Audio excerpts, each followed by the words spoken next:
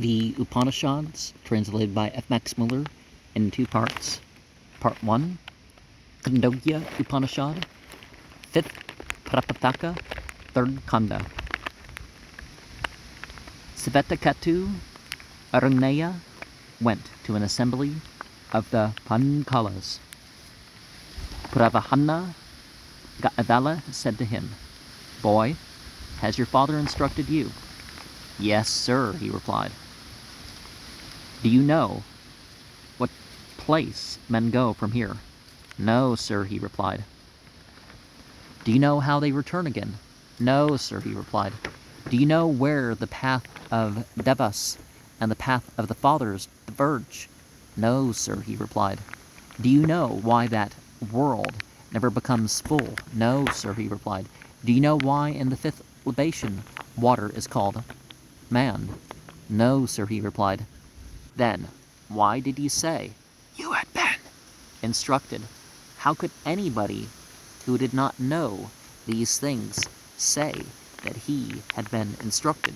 Then the boy went back sorrowful to the place of his father and said, "Though you had not instructed me, sir, you said you had instructed me. That fellow of a Raganya asked me 5 questions, and I could not answer one of them." The father said, "As you have told me of these questions of his, I do not know any one of them. If I knew these questions, how should I not have told you?" Then Gautama went to the king's palace, and when he had come to him, the king offered him proper respect. In the morning the king went out on his way to the assembly. The king said to him, "Sir Gautama, ask a boon of such things as men possess." He replied, "Such things as men possess may remain with you. Tell me the speech which you addressed to the boy." The king was perplexed and commanded him, saying, "Stay with me some time." And then he said, "As to what you have said to me, Gautama, this knowledge did not go to any of the Brahmana before you, and therefore this teaching belonged in all the worlds to the Kshatriya class alone." Then he began. And yeah, every bit of learning, every bit of teaching counts for something.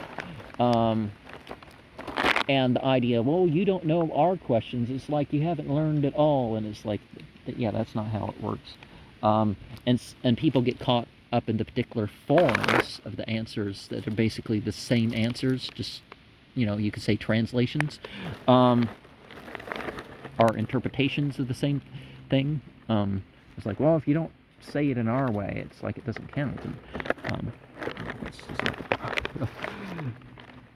the story is more fully told in the Brihadaranyaka 6 to Satapatha Brahmana 14.8.16. Samhita or Parashad, as in the Brihadaranyaka. I don't have the abbreviation for that one. He is the same Kshatriya sage who appeared in 1.8.1, silencing the Brahmins. Of that, the fathers are, okay,